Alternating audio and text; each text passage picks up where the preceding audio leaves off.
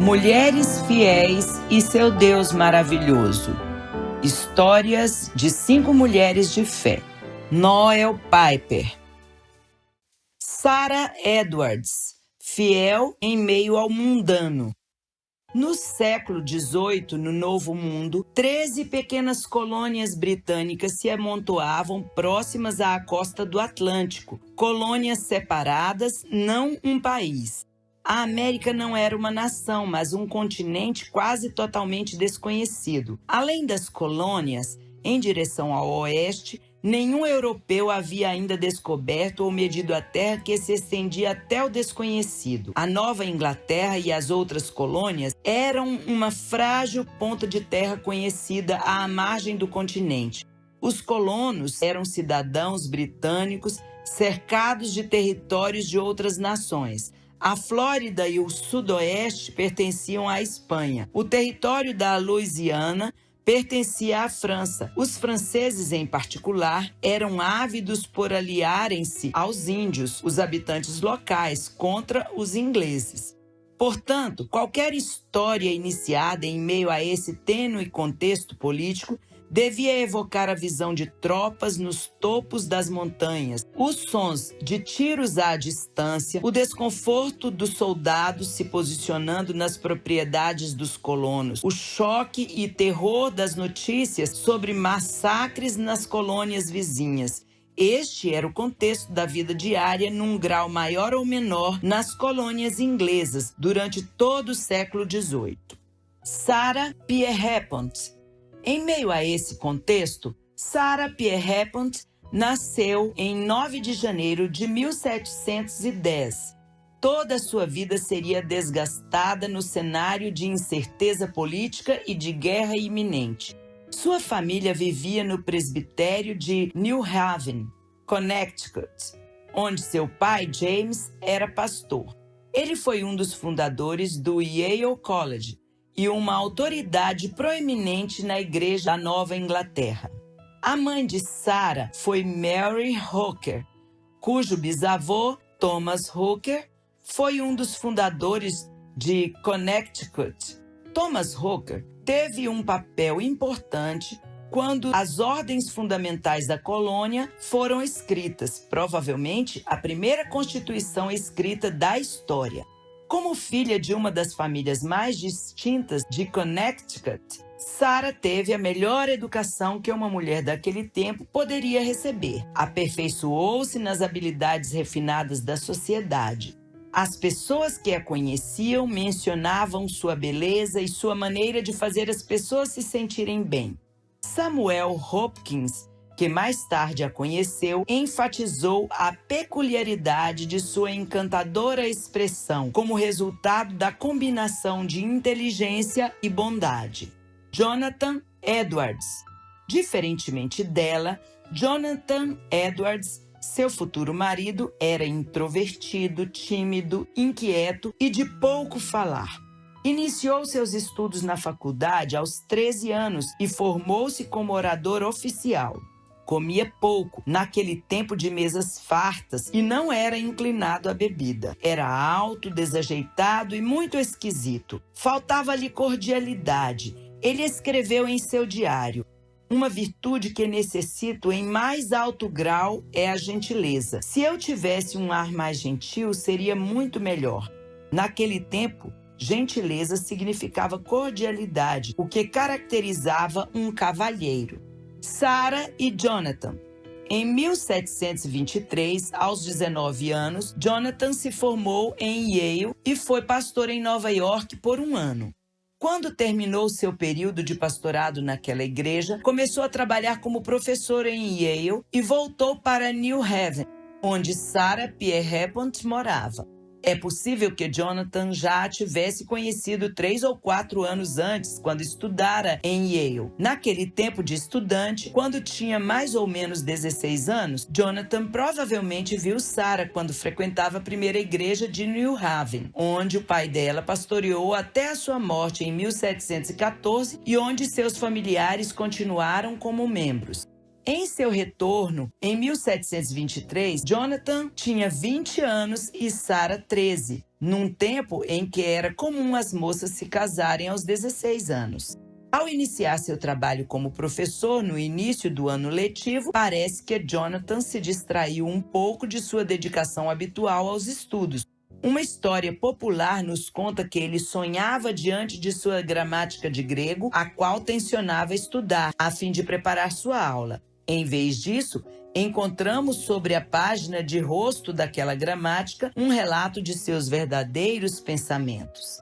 Dizem que, em New Haven, existe uma moça amada do grande ser, aquele que criou e governa o mundo. Dizem que em certos períodos, este grande senhor vem ao encontro desta moça e de uma maneira invisível enche-lhe os pensamentos com extraordinário deleite e que ela dificilmente se interessa por qualquer outra coisa, exceto meditar nele. Você não pode persuadi-la a fazer qualquer coisa errada ou pecaminosa, ainda que prometa dar-lhe o mundo inteiro, pois ela receia ofender a este grande ser. Ela possui muita doçura, tranquilidade e total benevolência de pensamento, especialmente depois que este grande ser se manifestou a ela. Às vezes anda de um lugar a outro cantando com doçura e parece estar sempre cheia de alegria e gozo. Ela ama estar sozinha, passeando pelos campos e bosques e parece ter alguém invisível sempre a conversar com ela. Todos os biógrafos mencionam o contraste entre os dois. Porém, uma coisa que tinham em comum era o amor pela música. É possível que Sarah soubesse tocar alaúde. No ano de seu casamento, cordas para alaúde era um dos itens da lista de compras que Jonathan levou em uma viagem. Pode ter sido para um músico do casamento ou mesmo para Sarah. Jonathan mencionava a música como o modo mais perfeito pelo qual as pessoas deviam se comunicar umas com as outras. O melhor, mais bonito e mais perfeito modo que temos de expressar um ao outro a doce concordância de pensamento é por meio da música. Quando construo em minha mente a ideia de uma sociedade no mais alto grau de felicidade, penso nessas pessoas expressando seu amor, sua alegria, a concordância, a harmonia e a beleza espiritual de suas almas, cantando um para o outro. Aquela imagem era apenas o primeiro passo para um salto da realidade humana para a realidade celeste, onde Jonathan viu a doce intimidade humana como uma simples canção comparada à sinfonia de harmonias na intimidade com Deus. Enquanto Sarah crescia e Jonathan tornava-se de certa forma mais gentil, eles começaram a passar mais tempo juntos. Gostavam de conversar e caminhar juntos, e ele aparentemente encontrou nela uma mente que combinava com sua beleza. De fato, ela lhe apresentou um livro de Peter van Maastricht, o qual mais tarde muito influenciaria o pensamento de Jonathan. Eles ficaram noivos na primavera de 1725. Jonathan era um homem cuja natureza enfrentaria incertezas, tanto em seus pensamentos quanto em sua teologia, como se tais incertezas lhe causassem grande tensão física. Além disso, os anos que teve de esperar até que Sarah tivesse idade para casar trouxeram-lhe pressão ainda maior. Aqui estão algumas palavras que ele usou para descrever a si mesmo, extraídas de seu diário em 1725, um ano e meio antes de casarem-se. 29 de dezembro, entediado e desanimado. 9 de janeiro, abatido. 10 de janeiro, recuperando. Provavelmente, seus sentimentos por Sarah fizeram com que Jonathan temesse pecar por pensamentos. Em seu esforço por manter-se puro, fez a seguinte resolução: quando sou violentamente atacado por uma tentação ou não consigo livrar-me de pensamentos impuros, decido fazer alguma operação aritmética ou de geometria ou algum outro estudo que necessariamente envolva toda a minha mente e a impeça de ficar vagueando. Começo da vida conjugal.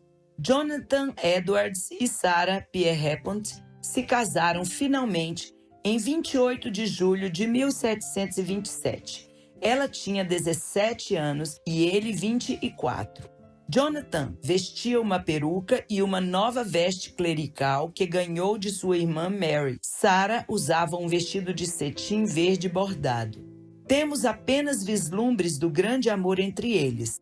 Certa vez, Jonathan usou o exemplo do amor entre um homem e uma mulher para exemplificar o amor a Deus. Quando temos uma ideia do amor de alguém por determinada coisa, se for o amor de um homem por uma mulher, não conhecemos completamente o amor dele. Temos apenas uma ideia de suas ações que são os feitos do amor. Temos uma leve e vaga noção de suas afeições. Jonathan tornou-se pastor em Northampton, seguindo os passos de seu avô Solomon Stoddart. Começou este ministério em fevereiro de 1757, apenas 5 meses antes de seu casamento em New Haven. Sarah passou desapercebida em Northampton. De acordo com os costumes da época, um biógrafo imagina a chegada de Sarah à igreja de Northampton. Qualquer pessoa bonita que chegue a um vilarejo gera curiosidade. Contudo, quando tal pessoa é também a esposa do novo pastor, causa intenso interesse. A maneira como os bancos da igreja eram dispostos naquela época davam destaque à família do pastor como uma bandeira tremulando. Por isso, os olhos de cada pessoa da cidade estavam sobre Sarah, enquanto ela se movia em seu vestido de noiva. O costume ditava que uma noiva, em seu primeiro domingo na igreja, vestisse seu vestido de noiva e caminhasse vagarosamente para que todos pudessem observá-lo bem. As noivas também tinham o privilégio de escolherem o texto a ser pregado no primeiro domingo após o seu casamento. Não há registro a respeito do texto que Sarah escolheu, mas seu versículo favorito era: "Quem nos separará do amor de Cristo?" Romanos 8,35. É possível que ela tenha escolhido este versículo como texto para a pregação. Ela tomou seu lugar no assento designado a simbolizar o seu papel, um banco alto de frente para a congregação, onde todos poderiam perceber o menor sinal de expressão. Sarah havia sido preparada para esta posição de evidência a cada domingo da sua infância, na comunidade de New Haven, mas era diferente de ser ela mesma a esposa do pastor. Outra mulher poderia bocejar ou mover furtivamente o pé numa manhã fria de janeiro dentro de uma igreja sem aquecimento. Ela nunca. Marsden diz: no outono de 1727, cerca de 3 meses após o casamento, Jonathan tinha recuperado sua conduta espiritual, principalmente sua habilidade em aprofundar a intensidade espiritual que havia perdido por 3 anos. O que fez a diferença? Talvez ele estivesse mais apto para uma posição na igreja do que para o cenário acadêmico em Yale, onde lecionava, antes de aceitar o cargo pastoral. Aparentemente, sua recuperação também estava relacionada ao casamento. Durante cerca de 3 anos antes de casar-se, além de sua rigorosa ocupação acadêmica, Jonathan se refreara sexualmente, ansiando pelo dia em que ele e Sarah seriam uma só carne. Quando iniciaram a vida juntos, ele era um novo homem. Tinha encontrado seu lar e o céu na terra. Sarah como esposa. Quando Sarah iniciou seu papel de esposa, deu a Jonathan liberdade para buscar os combates filosóficos, científicos e teológicos que fizeram dele o homem que nós honramos. Edwards era um homem a quem as pessoas reagiam. Era diferente, intenso. Sua força moral era uma ameaça às pessoas inclinadas ao rotineiro. Após adentrar seus pensamentos às verdades bíblicas e implicações teológicas ou aos assuntos eclesiásticos, ele não voltava atrás em suas descobertas. Por exemplo, ele compreendia que somente os crentes deveriam tomar a ceia do Senhor na igreja. A igreja de Northampton não ficou feliz quando Edwards foi contra os padrões mais fracos de seu avô, que permitia que mesmo os descrentes tomassem a ceia, desde que não tivessem participação em pecado aberto. Esse tipo de controvérsia significava que Sarah, em segundo plano, também era afetada pela oposição que seu marido enfrentava. Edwards era um pensador que mantinha ideias em sua mente. ponderando-as, separando-as, juntando-as a outras ideias e testando-as contra outras partes da verdade de Deus. Tal homem alcança o auge quando as ideias separadas juntam-se numa verdade maior, mas também é o tipo de homem que pode concentrar-se em covas profundas no caminho à verdade. Não é fácil viver com um homem assim, mas Sara encontrou meios de construir um lar feliz para ele.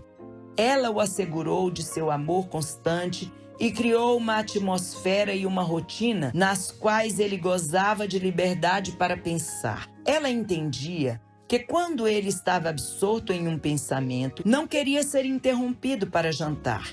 Compreendia que suas sensações de alegria ou tristeza eram intensas. Edwards escreveu em seu diário: frequentemente tenho visões muito comoventes de minha própria pecaminosidade e perversidade, a ponto de me levar a um choro alto que sempre me força a ficar a sós. A cidade via um homem sereno. Sara conhecia as tempestades que existiam dentro dele. Ela conhecia o Jonathan na intimidade do lar. Samuel Hopkins escreveu: enquanto ela tratava seu marido com acatamento e inteiro respeito, não poupava esforços para conformar-se às inclinações dele e tornar tudo em família agradável e prazeroso, fazendo disso sua maior glória e o modo como poderia melhor servir a Deus e à sua geração, e à nossa, podemos acrescentar. E isso tornava-se o meio de promover o benefício e a felicidade de seu marido. Portanto, a vida no lar dos Edwards era moldada em sua maior parte pelo chamado de Jonathan.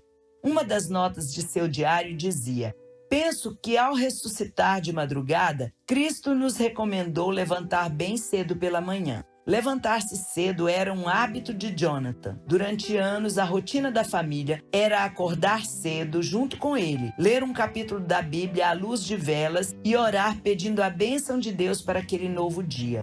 Jonathan tinha o hábito de fazer algum trabalho físico durante uma parte do tempo todos os dias para exercitar-se. Por exemplo, cortar lenha, consertar cercas ou trabalhar no jardim. Mas Sara tinha a maior parte das responsabilidades em cuidar da propriedade.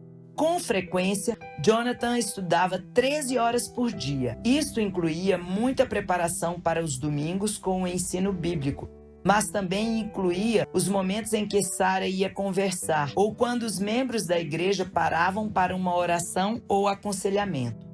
À noite, os dois andavam a cavalo pela floresta para exercitar-se, respirar ar puro e conversar. E então oravam juntos novamente. Sara como mãe. Em 25 de agosto de 1728, os filhos começaram a chegar na família, 11 ao todo, com quase 2 anos de intervalo entre cada um. Sara, Jerusha, Esther, Mary, Lucy, Timothy, Susana, Eunice, Jonathan, Elizabeth e Pierpont. Este foi o começo do próximo grande papel de Sara, o de mãe.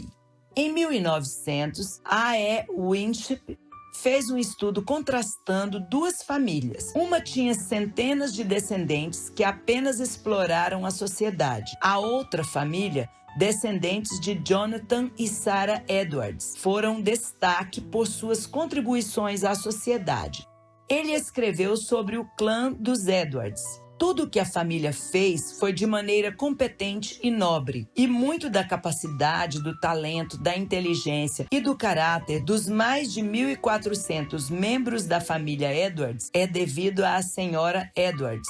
Por volta do ano 1900, quando Winship fez seu estudo, o casamento de Jonathan e Sarah havia produzido 13 presidentes de universidades, 65 professores, 100 advogados e um reitor de uma faculdade de direito, 30 juízes, 66 médicos e um reitor de uma faculdade de medicina, 80 encarregados de ofício público, inclusive 3 senadores dos Estados Unidos, prefeitos de 3 grandes cidades, governadores de 3 estados, um vice-presidente dos Estados Unidos, um diretor do Ministério da Fazenda dos Estados Unidos. Os membros da família escreveram 135 livros, editaram 18 jornais e periódicos, iniciaram o ministério em grandes grupos e enviaram 100 missionários além-mar. Como também muitos membros da família foram diretores de organizações missionárias. E o Winship continua listando instituições, indústrias e empresas que pertenceram ou foram dirigidas pelos descendentes dos Edwards. Dificilmente existe uma grande indústria americana que não tenha tido um dos membros dessa família entre seus principais promotores. Bem podemos perguntar como Elizabeth Dodds, que outra mãe contribuiu tão essencialmente para a liderança de uma nação. 6 dos filhos de Edwards nasceram num domingo. Naquele tempo, alguns ministros não batizavam bebês que nasciam aos domingos, porque acreditavam que os bebês nasciam no dia da semana em que foram concebidos, e esta não era uma atividade tida como apropriada para o dia do Senhor. Mas todos os filhos de Edwards foram batizados a despeito da data de seu nascimento. E todos os filhos viveram ao menos até a adolescência. Às vezes, isso gerava ressentimento em outras famílias da comunidade, visto que este fato era raro numa época em que a morte estava sempre próxima. O serviço doméstico. Em nossas casas modernas, com aquecedores centrais, é difícil imaginar a tarefa que Sarah tinha de fazer ou delegar.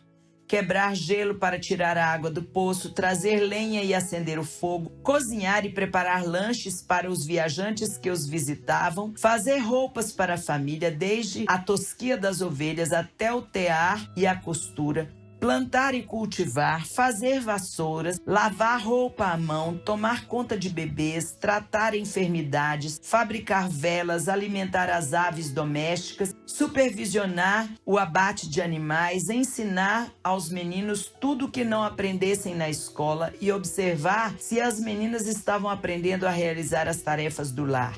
Isto era apenas uma pequena porção das responsabilidades de Sarah. Certa vez, quando Sarah estava fora da cidade e Jonathan ficara encarregado das tarefas da casa, escreveu quase desesperado: "Temos vivido sem você, mas ainda não sabemos como fazer isso." Muito do que sabemos a respeito das tarefas domésticas da família Edwards vem de Samuel Hopkins, que viveu com eles durante algum tempo e escreveu: "Ela possuía um jeito excelente de governar os filhos. Sabia como fazê-los respeitar e obedecer alegremente, sem palavras iradas ou gritos, e muito menos sem bater neles. Se alguma correção era necessária, não a ministrava com cólera. Quando tinha necessidade de repreender e reprovar, ela o fazia com poucas palavras, sem irritação, isto é, sem impetuosidade, nem barulho. Seu sistema de disciplina começava desde a mais tenra idade. A sua norma era resistir à primeira, assim como a toda subsequente exibição de descontrole ou desobediência da criança, considerando sabiamente que, se a criança obedece aos pais, será capaz de obedecer a Deus." Seus filhos eram 11 pessoas diferentes, provando que a disciplina de Sarah não deformava suas personalidades, talvez porque um aspecto importante de sua vida disciplinada era, como Samuel Hopkins escreveu, orar por seus filhos de modo determinado e constante e os levar em seu coração diante de Deus, e isto mesmo antes de nascerem. Dodds diz: "A maneira de Sarah lidar com os filhos fez mais do que apenas evitar que Edwards fosse importunado enquanto estudava. A família proveu a ele um fundamento sólido para sua ética. O último domingo em que Edwards esteve no púlpito como pastor da igreja de Northampton, disse estas palavras: "Toda família deve ser uma pequena igreja consagrada a Cristo e totalmente governada e influenciada por seus mandamentos. E a educação e a ordem da família estão entre os principais meios da graça. Se isto falhar, todos os outros meios provavelmente não terão efeito." Ainda que o papel de Sarah tenha sido vital, não devemos imaginar que ela criou os filhos sem a ajuda do marido. A afeição de Jonathan e Sarah um pelo outro e a rotina devocional regular da família foram alicerces firmes para os filhos. Jonathan teve parte integral em suas vidas. Quando já estavam crescidos, ele sempre levava um ou outro junto consigo quando viajava. Em casa, Sarah sabia que Jonathan gastaria 1 hora todos os dias com os filhos. Hopkins o descreve como alguém que penetrava facilmente nos sentimentos e preocupações dos filhos e estimulava-os com conversas alegres e animadas, acompanhadas frequentemente de observações vivazes, acessos de riso e humor. Então ele retornava ao escritório para trabalhar um pouco mais antes do jantar. Este era um homem diferente daquele que a congregação frequentemente via. É possível juntar muita informação sobre o lar dos Edwards, porque eles economizavam papel. O papel era caro e tinha de ser encomendado de Boston. Por isso, Jonathan guardava notinhas velhas, listas de compras e os rascunhos de cartas, juntando-os em pequenos blocos para usar o lado branco para escrever sermões. Uma vez que seus sermões foram guardados, as anotações dos detalhes do dia a dia também ficaram guardadas. Por exemplo, muitas das listas de compras incluíam um lembrete para comprar chocolate. A ampla esfera de influência de Sarah. Naquela época colonial, os viajantes entendiam que se uma cidade não tinha hospedaria, ou se esta era ruim, a casa do pastor era um lugar agradável para se passar a noite. Portanto, desde seu começo em Northampton, Sarah exerceu seus dons de hospitalidade. A casa dos Edwards era bem conhecida, ocupada e elogiada. Sarah não era somente esposa, mãe e anfitriã. Ela, além disso, sentia-se espiritualmente responsável por aqueles que entravam em sua casa. Uma grande fila de jovens pastores apresentava-se à porta de sua casa ao longo dos anos, na esperança de viver com eles e absorver a experiência de Jonathan. Por esse motivo, Samuel Hopkins morou com eles e teve a oportunidade de observar a família. Em dezembro de 1741, ele chegou à casa dos Edwards. Aqui está o seu relato das boas-vindas que recebeu. Quando cheguei, o Sr. Edwards não estava em casa, mas fui acolhido com grande gentileza pela Sra. Edwards, juntamente com a família, e recebi o encorajamento de que poderia ficar ali durante o inverno. Eu era um tanto melancólico e a maior parte do tempo ficava retirado em meus aposentos. Depois de alguns dias, a Sra. Edwards veio e disse que eu me tornara membro da família por uma temporada e, por isso, estava interessada em meu bem-estar. Observara que eu parecia triste e desanimado e esperava que eu não a achasse intrometida por causa de seu desejo de saber e de perguntar-me por que me sentia assim. E eu lhe disse que estava num estado desesperador, longe de Cristo. E nisto iniciamos uma conversa franca. E ela me disse que havia orado a meu respeito desde que eu entrara na família, que confiava que eu receberia luz e conforto e que, sem dúvida, Deus ainda faria grandes coisas através de mim. Sarah tinha 7 filhos nesta época, entre 1 ano e meio e 13 anos de idade, e ainda assim tomou este homem sob seus cuidados e o encorajou. Ele recordou disso por toda a sua vida. O impacto da certeza de Sarah Edwards a respeito da obra de Deus na vida de Hopkins não parou naquela conversa pessoal. Ele continuou sua caminhada a fim de tornar-se pastor em Newport, Rhode Island, uma cidade dependente da economia escrava. Ele ergueu uma voz forte contra a escravidão, embora muitos ficassem ofendidos. No entanto, um jovem se impressionou. William Ellery Channing estava desorientado e procurava um propósito para sua vida. Ele conversou longamente com Hopkins, voltou para Boston, tornou-se um pastor e, além de influenciar Emerson e Thoreau, participou de forma decisiva do movimento abolicionista. Certamente, Hopkins admirava Sarah Edwards. Ele escreveu: ela cultivava como regra pessoal o falar bem de todos, tanto quanto podia fazê-lo com verdade e justiça a si mesma e aos outros. Isto parece muito com as primeiras reflexões de Jonathan a respeito de Sarah, uma confirmação de que seu amor por ela não o cegava. Hopkins comentou sobre o relacionamento entre Jonathan e Sarah. Em meio a tantos trabalhos complicados, Edwards encontrou em casa alguém que, em todos os sentidos, era uma auxiliadora para ele. Alguém que fazia de sua simples habitação um lar de ordem e limpeza, de paz e conforto, de harmonia e amor para todos os que moravam ali e de bondade e hospitalidade ao amigo, ao visitante e ao estranho. Outra pessoa que observou a família Edwards foi George Winterfield, quando visitou a América do Norte durante o Grande Despertamento.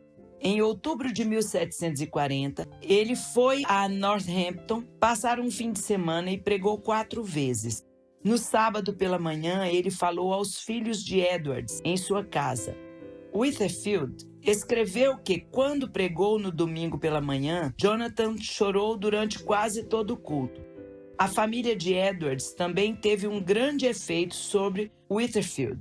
Senti grande satisfação por estar na casa dos Edwards. Ele é um filho de Abraão e tem uma filha de Abraão como esposa. Que casal agradável! Seus filhos não se vestiam de cetim e seda, mas de trajes simples, como os filhos daqueles que em todas as coisas devem ser exemplo da simplicidade de Cristo. Ela é uma mulher adornada de um espírito manso e tranquilo, alguém que fala de maneira franca e firme das coisas de Deus.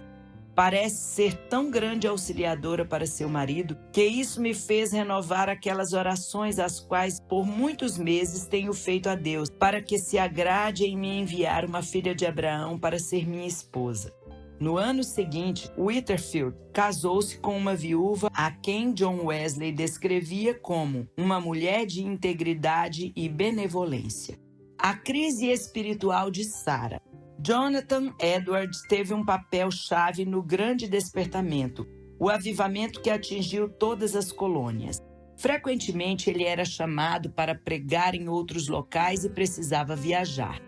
Durante esse tempo em casa, a família ficou em meio a uma tensão por causa das finanças. Em 1741, Jonathan pediu um salário fixo à igreja, o qual possibilitasse suprir as necessidades crescentes de sua grande família. Isto fez com que a congregação inspecionasse o estilo de vida da família Edwards, a fim de detectarem possíveis sinais de extravagância. O comitê responsável pelas finanças da igreja decidiu que Sarah teria de manter uma declaração de cada gasto, item por item. Em janeiro de 1742, durante este período de avivamento público e tensão pessoal, Sarah passou por uma crise que mais tarde relatou a Jonathan. Ela contou sua experiência e Jonathan a transcreveu. Publicou-a em Pensamentos a respeito do presente avivamento da religião. Para preservar a privacidade dela, ele não revelou o nome nem o sexo do protagonista. A alma habitava nas alturas, estava perdida em Deus e parecia quase sair do corpo. A mente desfrutava de um deleite puro que a alimentava e satisfazia, tendo prazer sem o menor incômodo ou qualquer interrupção. Havia extraordinárias visões das coisas divinas e sentimentos religiosos, acompanhados frequentemente de grandes efeitos no corpo. A condição humana sucumbia ao peso das descobertas divinas e o vigor do corpo desapareceu. A pessoa não tinha capacidade de permanecer de pé ou falar. Às vezes, as mãos ficavam travadas, o corpo frio, mas os sentidos ainda continuavam. A natureza física estava em grande emoção e agitação, e a alma ficava tão dominada por admiração e um tipo de alegria incontrolada que levava a pessoa a pular com toda a sua força, com regozijo e intensa exultação. Os pensamentos de humildade perfeita, com os quais os santos adoram a Deus no céu e se prostram diante de seu trono, venciam frequentemente o corpo, deixando-o em grande agitação. Não devemos imaginar que ela estava retraída e sozinha durante este período de 2 semanas, ou que cada minuto era marcado por este êxtase. Jonathan estava ausente de casa. exceto nos 2 primeiros dias. Então ela ficou responsável pela casa, cuidar das 7 crianças, dos hóspedes e frequentar as reuniões da igreja. Talvez naquele momento ninguém compreendesse como Deus a abalava e transformava quando ela estava sozinha com ele. Isto aconteceu somente um mês após Samuel Hopkins ter se mudado para a casa dos Edwards. Portanto, as impressões dele sobre a família foram moldadas em meio aos dias mais transformadores da vida de Sarah. No esforço em explicar este período na vida de Sarah Edwards, muitos biógrafos abordam o assunto de modo muito diferente, deixando-nos o desafio de tentar entender o que realmente aconteceu. Ola Winslow, um biógrafo que rejeitava a teologia de Edwards, usou o relato da experiência de Sarah para minimizar o impacto da aceitação de Edwards no que se referia às manifestações ativas e exteriores do Espírito Santo. Winslow escreveu: "O fato de que sua esposa tinha estas extremas manifestações, sem dúvida, o inclinou a uma atitude mais acolhedora para com tais manifestações." Isso parece implicar que, em circunstâncias normais, Jonathan teria falado contra manifestações incomuns, como as de Sarah. Porém, desde que teve de responder pela experiência de sua esposa, foi forçado a aceitá-las. Outro perito na vida de Edwards, Perry Miller, que rejeitou a ideia de qualquer coisa sobrenatural, pôde apenas concluir que a história de Sarah deu a Jonathan uma prova para usar contra aqueles que pensavam que entusiasmo era coisa de Satanás. Miller pressupõe que, apesar de nós, pessoas modernas, sabermos que tais manifestações podem não ser realmente sobrenaturais, Edwards era antiquado e pensou equivocadamente que algo sobrenatural estivesse acontecendo. Portanto, Miller diria: era conveniente para Edwards ter uma experiência em mãos para usar como prova contra dúvidas. Elizabeth Dodds descreve Sarah como alguém visivelmente necessitada, grosseira, tagarela, dada a alucinações, profundamente desanimada. Ela chama esse estado de colapso e o atribui ao estoicismo anterior de Sarah, à sua luta com um marido difícil e muitos filhos, às pressões financeiras, ao criticismo de Jonathan a respeito de seu modo de agir com certa pessoa e ao ciúme dela por causa do sucesso de um pastor visitante enquanto Jonathan pregava longe de casa. Dodds diz que não podemos saber se tal reação foi um êxtase espiritual ou um colapso nervoso. A experiência de Sarah foi primeiramente psicológica? Provavelmente não. É raro que uma pessoa sem razão aparente tenha um colapso psicológico e logo depois volte ao normal. Portanto, Dodds, que acredita que isso foi realmente um tipo de colapso, sugere que Jonathan estava agindo como um precursor inconsciente de um psiquiatra quando fez Sarah assentar-se e contar-lhe tudo o que havia acontecido. Sua experiência teve uma causa espiritual? Parece que sim. Sabemos que ninguém jamais tem motivações, ações ou causas totalmente puras em suas atividades espirituais. Contudo, não há dúvidas de que tanto Jonathan quanto Sarah reconheceram que as experiências dela vieram de Deus e que tinham o propósito de deleitá-la e beneficiá-la espiritualmente. Sarah fala a respeito de sua experiência como um encontro espiritual e o faz sem ambiguidade. Portanto, o leitor deve perguntar: os Edwards provaram ser pessoas cujo julgamento em questões espirituais é confiável? Se a resposta for positiva, seria um erro tentar explicar o entendimento dela sobre sua própria experiência. Nem tampouco desejaríamos minimizar a confirmação de Jonathan a respeito da natureza espiritual da experiência de Sarah, explícita em sua disposição em publicar o relato. Tensões a respeito de finanças, aflição por ter irritado o marido, ciúmes por causa de outro ministro, tudo isso era real na vida de Sarah. E Deus usou estas coisas para revelar-se a Sarah, para mostrar-lhe o quanto precisava dele e para revelar a fraqueza dela. E quando vieram sobre ela as sensações quase físicas da presença de Deus, ele era o mais precioso e amável para ela, por causa do que ele fez e venceu por ela. É bom lembrar a descrição feita anteriormente por Jonathan a respeito de Sara, escrita em sua gramática de grego. Admitamos que ele era um amante inebriado, mas ele não fez aquela descrição sem motivo. Ele escreveu a respeito de uma determinada pessoa e podemos ver como era esta pessoa, ainda que seja através das lentes coloridas de Jonathan.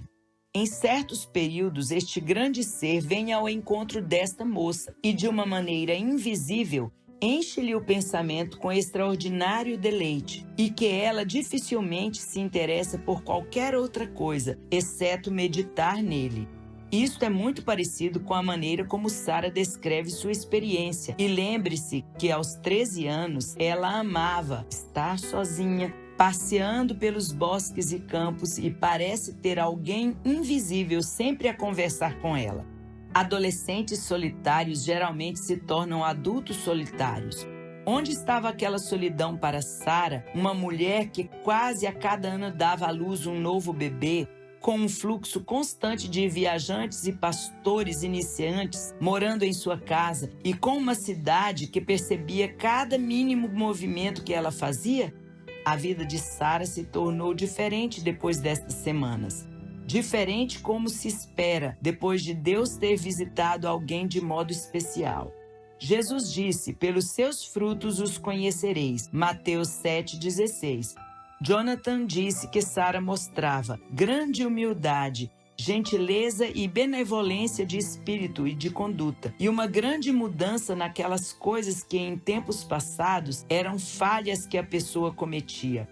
Ela parecia estar repleta e transbordante de grande aumento de graça, e aqueles com quem ela mais conversava e que eles eram mais íntimos podiam observar isso.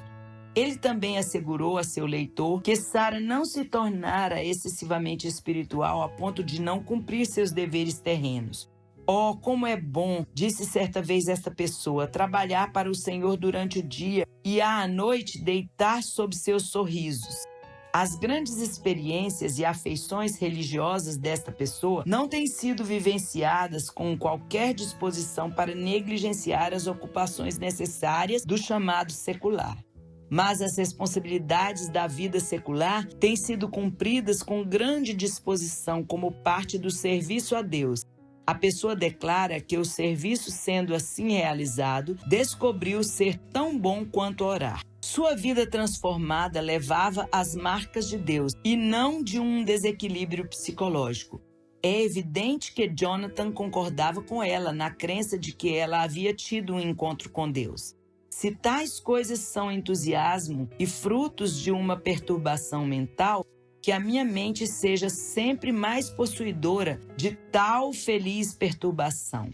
Se isto for loucura, oro a Deus para que a humanidade do mundo inteiro seja capturada por esta afável, branda, benéfica, beatífica e gloriosa loucura. O deserto. Após mais de 20 anos de ministério, Jonathan foi injustamente exonerado de sua igreja em Northampton. Até que ele tivesse novo cargo, permaneceram em Northampton. Não é necessário muito esforço para termos empatia com a pressão financeira e emocional em que Sara vivia. Já seria um grande desafio permanecer no lugar onde seu marido fora rejeitado. Mas, além disso, não havia sustento. E durante um ano, Sara viveu num cenário hostil, administrando sua ampla responsabilidade doméstica sem uma quantia fixa para o sustento. Em Stockbride, havia uma comunidade de índios e alguns poucos brancos. Eles procuravam com urgência por um pastor, ao mesmo tempo em que Jonathan buscava de Deus o próximo passo para sua vida. Em 1750, os Edwards mudaram-se para Stockbride, ao lado oeste de Massachusetts, nos limites do domínio britânico no continente. Em 1871, a Harper New Month Magazine publicou um artigo sobre Stockbride. Isto ocorreu 100 anos após a morte de Edwards e ainda assim, por ocasião daquele artigo, ele conquistou apreço internacional, sendo ultrapassado somente por George Washington. Muitos parágrafos deste artigo descrevem o importante papel de Edwards na história da cidade de Stockbridge. E ainda que décadas tenham se passado, eles não esqueceram a controvérsia de Northampton, que levou ao chamado de Jonathan para Stockbridge. A vaga ao pastorado naqueles bosques selvagens foi ocupada por alguém cujo nome não é apenas altamente honrado nesta terra, como também muito conhecido e honrado em outros países, talvez mais do que qualquer de nossos conterrâneos, com exceção de Washington. Ele é insuperável como pregador, filósofo e uma pessoa de devotada piedade. Depois de um ministério muito bem sucedido por mais de 20 anos, surgiu uma controvérsia entre ele e sua congregação, e eles o exoneraram grosseiramente e quase em descrédito. A aceitação posterior de suas opiniões, não apenas em Northampton, como também nas igrejas da Nova Inglaterra, vindicou abundantemente sua posição naquela controvérsia lamentável. Ele não se considerava importante em sua própria avaliação para aceitar o lugar que lhe ofereciam na distante Stockbridge. Edwards era quase uma máquina de pensar. Não seria estranho que um homem tão pensativo fosse indiferente a diversas coisas de importância prática. Assim, somos informados que o cuidado de seus afazeres domésticos e seculares era confiado quase inteiramente à sua esposa. Felizmente, ela, que possui um modo de pensar semelhante ao dele em muitos aspectos e que estava preparada para ser sua companheira, também era capaz de assumir os cuidados lançados sobre ela. É dito que Edwards não conhecia suas próprias vacas, nem sabia quantas lhe pertenciam. Entre todos os cuidados que tinha com seu gado, parece que se envolvia ocasionalmente no ato de levá-las ao pasto. Ele fazia isso espontaneamente, por causa da necessidade de exercitar-se. A respeito disso, conta-se uma história que ilustra a sua falta de conhecimento dos assuntos triviais. Certa ocasião, enquanto conduzia o gado ao pasto, um rapaz abriu a porteira para ele, fazendo-lhe reverência. Edwards reconheceu a gentileza do rapaz e perguntou-lhe de quem era filho. "Sou filho de Noam Clarke", foi a resposta. Ao retornar, o mesmo rapaz abriu novamente a porteira para ele. Edwards perguntou novamente quem ele era. "O filho do mesmo homem de 15 minutos atrás, senhor." Esta era uma família que raramente experimentara a morte, ainda que sempre estivessem conscientes de sua proximidade. Uma mulher poderia facilmente morrer ao dar à luz. Uma criança poderia facilmente morrer de febre. Alguém poderia facilmente ser atingido por uma bala ou uma flecha na guerra. Era fácil uma fagulha da lareira espalhar um incêndio pela casa, enquanto todos estivessem dormindo. Quando Jonathan escrevia aos filhos, sempre os alertava, não de maneira mórbida, mas como um fato, de quão próxima a morte pode estar. Para Jonathan, a realidade da morte levava automaticamente à necessidade de vida eterna. Ele escreveu ao filho de 10 anos, Jonathan Jr., a respeito da morte de um coleguinha do menino. "Esse é um chamado altissonante para que você se prepare para a morte. Nunca dê a si mesmo descanso até que haja uma boa evidência de que você é convertido e nascido de novo." Uma tragédia na família foi a página de abertura do último capítulo de suas vidas.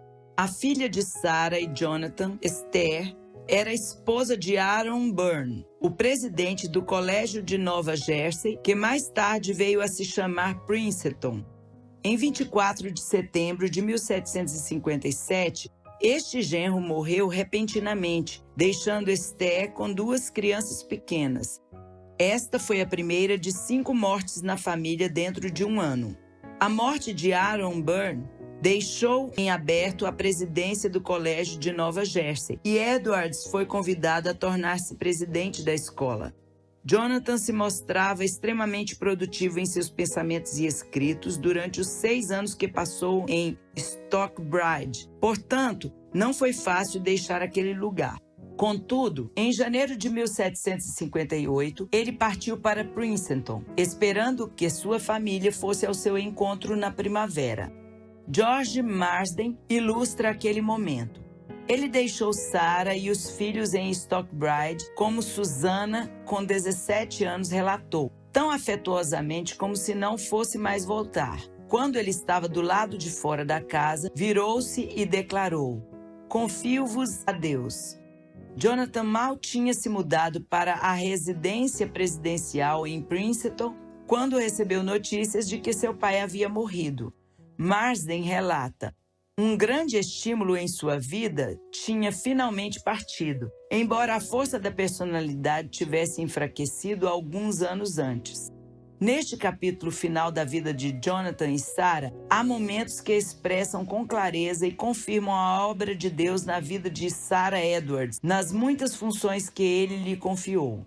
1. Papel de Sarah como mãe, com o desejo de criar filhos piedosos. Quando Aaron Burr morreu, temos um vislumbre de quão bem esta mãe preparou a filha para uma tragédia inesperável. Esther escreveu à sua mãe, Sarah, 2 semanas após a morte de seu marido. Deus parecia sensivelmente próximo, de maneira tão confortadora e consoladora que penso jamais ter experimentado. Não duvido que tenho as suas orações e as de meu honrado pai diariamente por mim, mas permita-me rogar-lhe que supliquem fervorosamente ao Senhor para que eu não desanime com este golpe severo da parte dele. Tenho receio de que me comporte de tal modo a desonrar o cristianismo que professo. No momento mais obscuro de sua vida, a filha de Sarah desejou ardentemente não desonrar a Deus. 2. O papel de Sarah como esposa de Jonathan. Logo que Jonathan chegou a Princeton, foi vacinado contra rubéola. Este era ainda um procedimento experimental. Ele contraiu a doença e morreu em 22 de março de 1758, enquanto Sarah ainda estava em Stockbridge, na atividade de fazer as malas da família para a mudança para Princeton. Menos de 3 meses se passaram desde que Jonathan despedira-se dela na frente da casa. Durante os últimos minutos de sua vida, seus pensamentos e palavras foram para sua amada esposa. Ele sussurrou a uma de suas filhas: parece-me ser a vontade do Senhor que eu vos deixe em breve. Por isso, transmita o meu amor mais sincero à minha querida esposa e diga-lhe que a união incomum que tanto tempo houve entre nós foi de tal natureza que creio ser espiritual, e submeta-se alegremente à vontade de Deus. Alguns dias depois, Sarah escreveu a Esther, cujo marido havia morrido apenas 6 meses antes: minha filha querida, que posso dizer? O santo e bom Deus nos cobriu com uma nuvem escura. Que aceitemos a correção e fiquemos em silêncio. O Senhor o fez. Deus me fez adorar sua bondade, porque tivemos o seu Pai por tanto tempo. Mas o meu Deus vive, e ele possui meu coração. Oh, que legado meu marido, o seu Pai, nos deixou. Estamos todos entregues a Deus. E aí eu estou, e gosto de estar. Com carinho, de sua mãe, Sarah Edwards. Esther nunca chegou a ler a carta de sua mãe. Em 17 de abril de 1758, menos de 2 semanas depois da morte do pai, Esther morreu de uma febre, deixando os pequenos Sally e Aaron Jr. Sarah viajou a Princeton para ficar com os netos durante algum tempo e então levá-los a Stockbridge, para junto dela. 3. O papel de Sarah como filha de Deus. Em outubro, Sarah estava viajando para Stockbridge com as crianças de Esther. Ao fazer uma parada na casa de alguns amigos, foi acometida de uma disenteria e sua vida na terra chegou ao fim em 2 de outubro de 1758, quando tinha 49 anos. As pessoas que estavam com ela relataram que ela entendeu que sua morte estava próxima quando expressou sua inteira resignação a Deus e seu desejo de que ele fosse glorificado até o fim, e continuou com uma disposição calma e resignada até que morreu.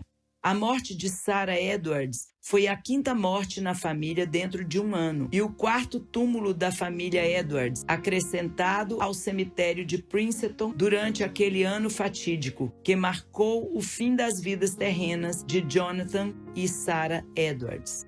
Depois de mais de 250 anos, Jonathan Edwards ainda é o maior teólogo da América do Norte e provavelmente o maior filósofo.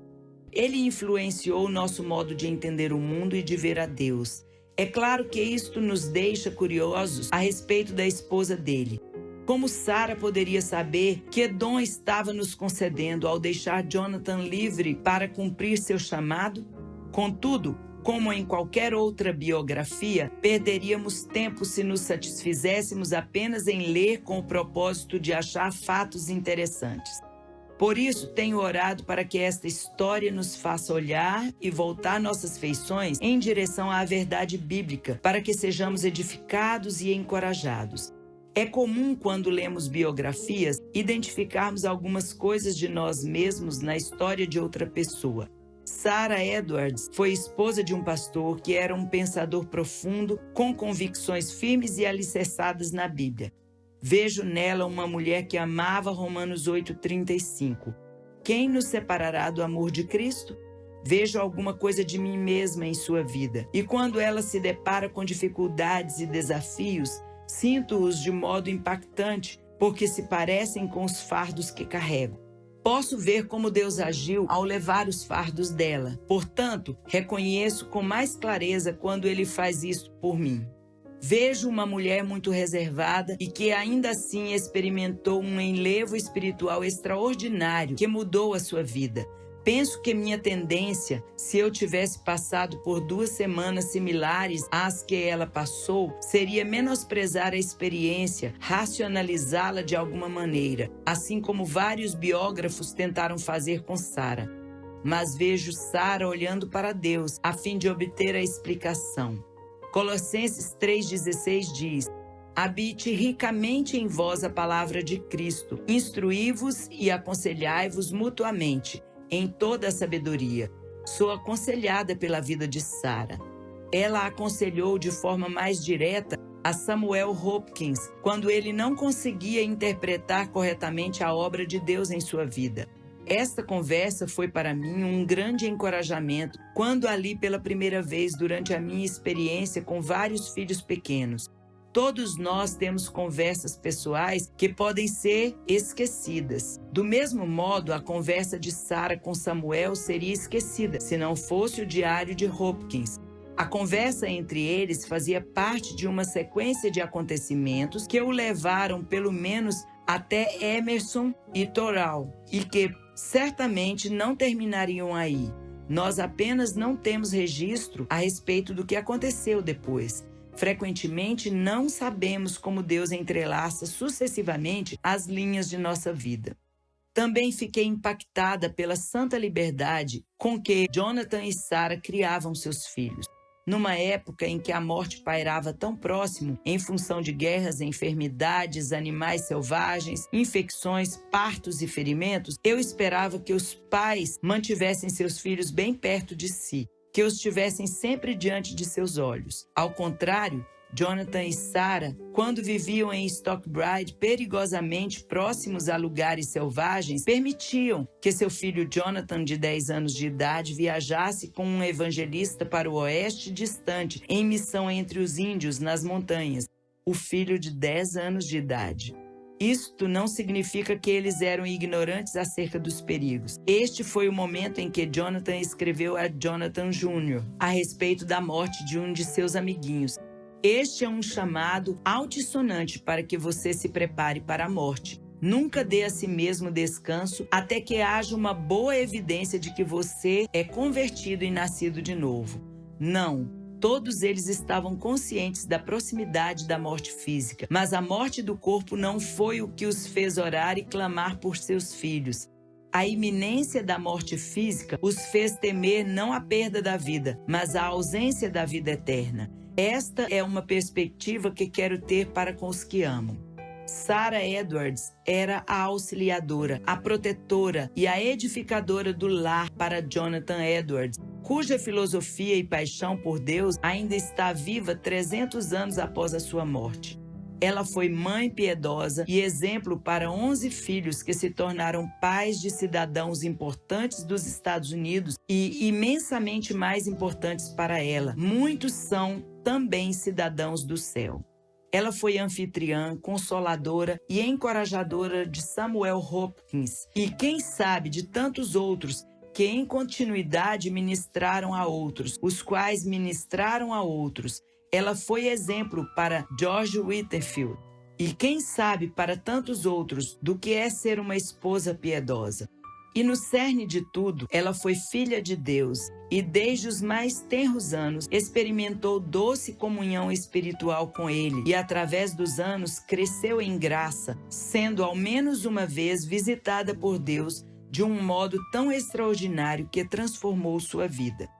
Assim como Sarah Edwards não tinha ideia das subsequentes gerações que influenciaria por meio de sua interação com Samuel Hopkins, existem duas mulheres que provavelmente não têm qualquer noção de seu impacto causado em mim e, consequentemente, em meu marido, meus filhos, meus amigos e minha igreja. Bem antes de meu marido ser chamado para o ministério de pregador, admirei o testemunho de duas mulheres, esposas de nossos pastores, uma na Califórnia, outra em Minnesota. Deus as usou como auxiliadoras na preparação para minha futura função, que nenhuma de nós esperava. Esta história de Sarah Edwards é dedicada a Dolores Holdke e Anne Altlund.